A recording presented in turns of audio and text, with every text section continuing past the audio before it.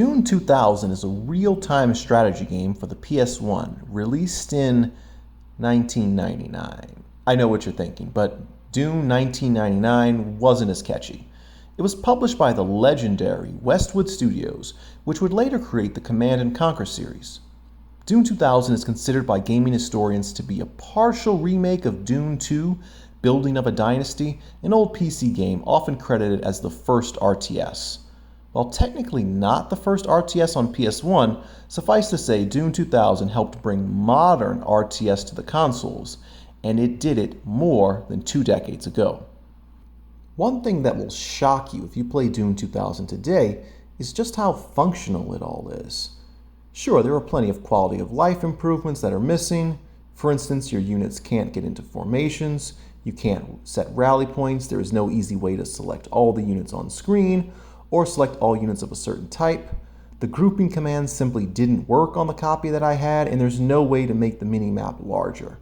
RTS veterans will find the gameplay in 2000 to be a bit archaic, but surprisingly competent.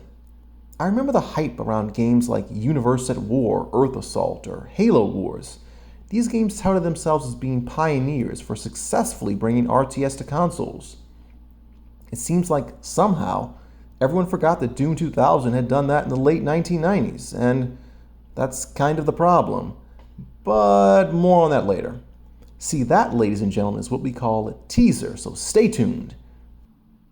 In Dune 2000, you use harvesters to collect spice, construct your base by progressing through a building tree, and amass an army to destroy the dreaded Harkonnen and liberate the people of Arrakis. Or you play as the dreaded Harkonnen and completely genocide the people of Arrakis. Choices, people. Gaming gives us choices. Well, ethnic cleansing of fictional desert dwellers aside, the game offers 3 campaigns. One for Atreides, one for Harkonnen, and one for the insidious Ordos, my personal favorite because they come with a friendly gray-colored mercenary faction. The 3 factions basically play the same, with minor special powers and unique units for each. Basically, the Harkonnen are strong, the Ordos gather spice easily, and Atreides commit the fewest crimes against humanity. Funnily enough, the Ordos was my favorite faction as a kid, and they are not even a canon house, as they were made up solely for the game. With that, let's talk narrative. The story of Dune 2000 sees you entering the conflict as an outsider who does not belong to any house, and you slowly gain trust, power, and ascend the ranks. It is implied that you are the Kwisatz Haderach, and if you don't know what that is, congratulations, you actually had a date for prom. Essentially, you are the chosen one, and yada yada. Look, the story is barely there. The live-action cutscenes Westwood Studios is famous for are there, and they are more well done than those of the early Command & Conquer games, in my opinion. The style and narrative is rooted in the 1984 David Lynch Dune movie, for better and for worse. It does make everything seem mysterious, but it also has the needlessly weird, just for the sake of being weird feel as well. I mean, look at those eyebrows they put on John Rhys Davies. Sheesh. Gimli deserves better than this. The stories all end with victory for your faction, but nothing is elaborated on. You feel like you are only getting small windows into a larger story, like small peeks into David Lynch's brain, which is absolutely terrifying.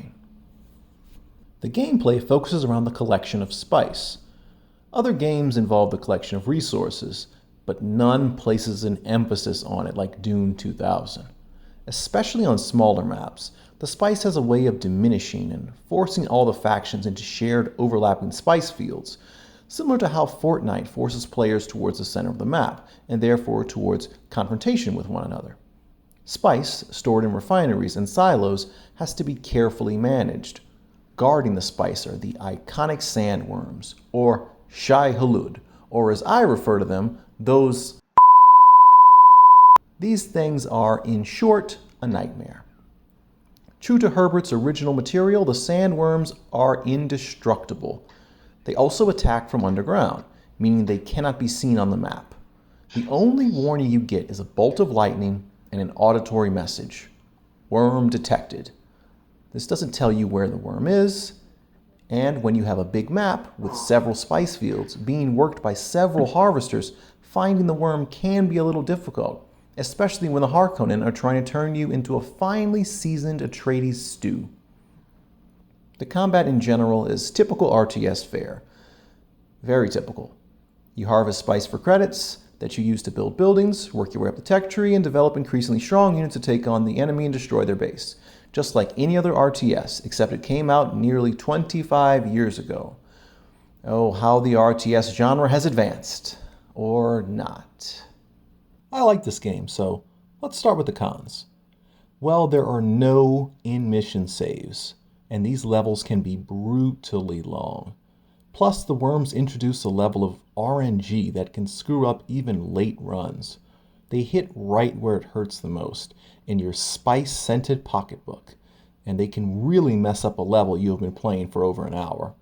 They are also those quality of life issues I mentioned earlier, like the inability to select all units on screen, and things that Westwood would introduce in their later RTS titles. Simply put, it's as hard as any modern RTS, but without all the little things that make it easier to control scores of tanks and infantry. Let's talk positives. If you like the lore of Dune, you'll find it here. Each of the cutscenes are nearly at the quality of Lynch's original Dune film. The game features tons of units on screen with zero lag and multiple factions fighting over the spice. Smugglers, mercs, royal houses, Imperial Sardaukar, the game really captures the fractious vibes of the Dune universe. If you like RTS, you'll like Dune's gameplay loop. If you don't, I'm honestly impressed you made it this far into the video.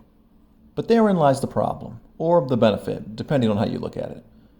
This is an old game, a PS1 game for Christ's sake, and it functions just like any other RTS. The lack of progress the genre has made in 2.5 decades is striking. Putting graphics aside, which has never been the genre's strong suit, Dune 2000 cracked the RTS on consoles code way back in the late 90s.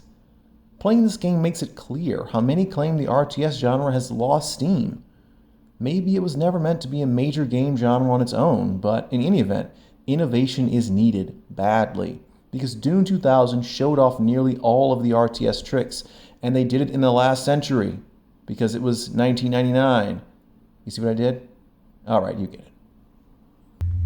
Destroy it, and we will consider your cause. We Fremen pay our debts. Don't be long.